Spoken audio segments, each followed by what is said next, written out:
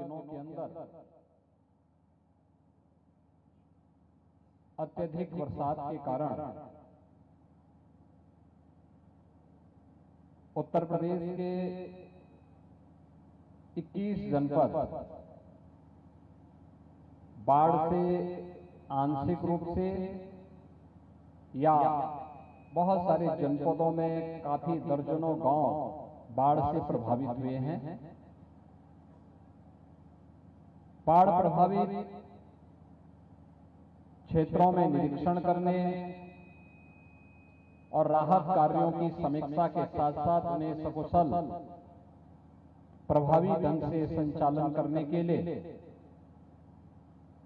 हर एक जनपद में प्रभारी मंत्रियों की तैनाती की गई है और प्रभारी मंत्रीगण अपनी देखरेख में जिला प्रशासन के साथ, पुलिस प्रशासन के साथ मिलकर के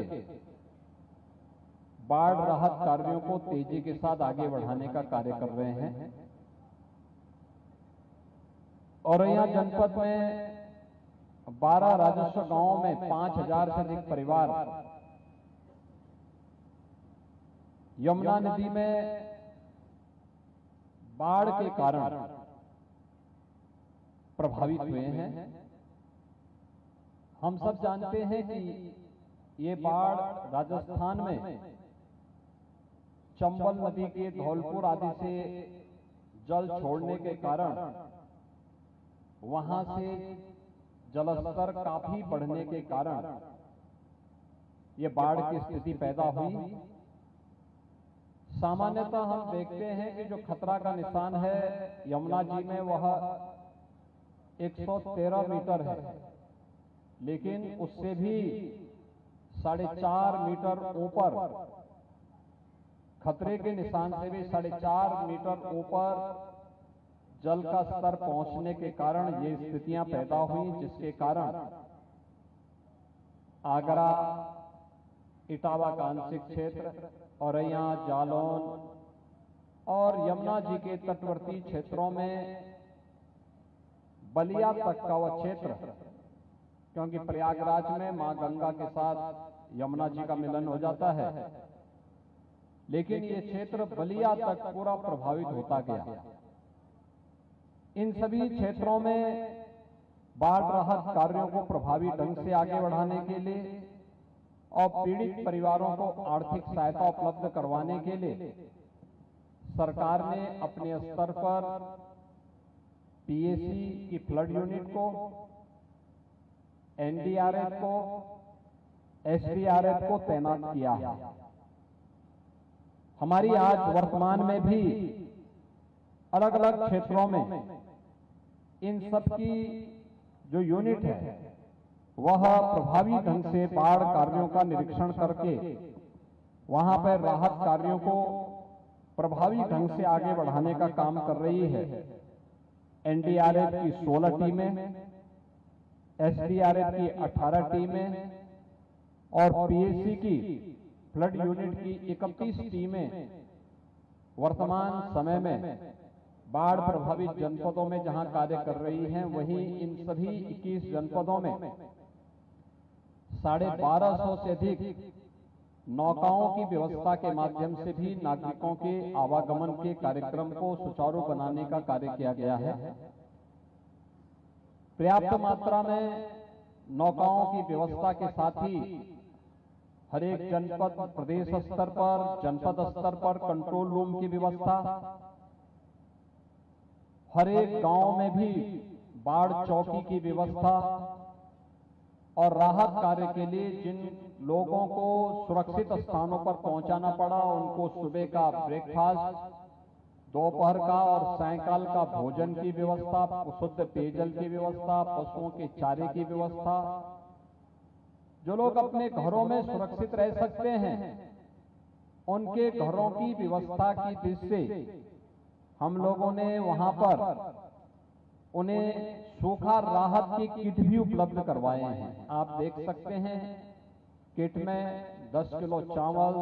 10 किलो आटा, 2 किलो दाल, 1 किलो तेल,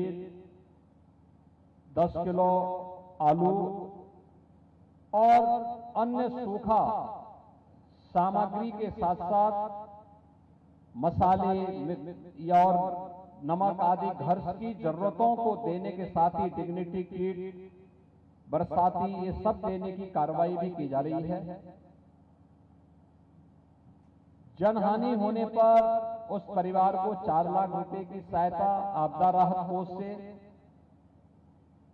किसी परिवार का मकान पूरी तरह बह गया है या नदी में विलीन हो गया है, उन परिवारों को मुख्यमंत्री आवास योजना से आच्छादित करने की कार्रवाई भी की जा रही है। पशुओं के चारा के साथ ही अगर पशुधन की हानि हो रही है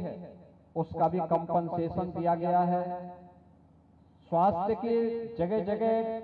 शिविर स्थापित किए गए हैं और यह भी व्यवस्था की गई कि इस सीजन में कोई एंटी रेबीज वैक्सीन की व्यवस्था या सांप के काटने पर एंटी स्नेक वेनम की भी व्यवस्था सीएससी स्तर पर, डिस्ट्रिक्ट हॉस्पिटल के स्तर पर भी पर्याप्त मात्रा में उपलब्ध करवाए गए हैं, जिससे किसी भी व्यक्ति को हम लोग, चाहे वह सांप का हो, बिच्छू का हो, कुत्ते का हो या किसी जंगली जानवर के काटने के कारण उन्हें किसी भी प्रकार की आपदा में हम बचा सकें। बाढ़ राहत कार्य के लिए युद्ध स्तर पर टीमें लगाई गई हैं। प्रत्येक जिला प्रशासन से इसके बारे में युद्ध स्तर पर कार्य को आगे बढ़ाने के लिए निर्देश दिए गए हैं और प्रभारी मंत्री स्वयं भी इन क्षेत्रों का निरीक्षण कर रहे हैं। आज के इस अवसर पर इन सभी बाढ़ पीड़ितों के प्रति हमारी संवेदनाएं हैं और उन्हें मैं इस बात के लिए आश्वस्त करता हूं कि सरकार उनके साथ में है। हर प्रकार का सहयोग सरकार उन्हें करेगी। जिन अन्नदाता किसानों की फसल को नुकसान पहुंचा है उसके सर्वेक्षण के भी आदेश दिए गए हैं और उन्हें भी सर्वेक्षण की रिपोर्ट आते ही तत्काल कंपनसेशन उपलब्ध करवाने का कार्य होगा। हमें भी अलर्ट मोड में रहना होगा क्योंकि अभी ये अगस्त का प्रथम सप्ताह है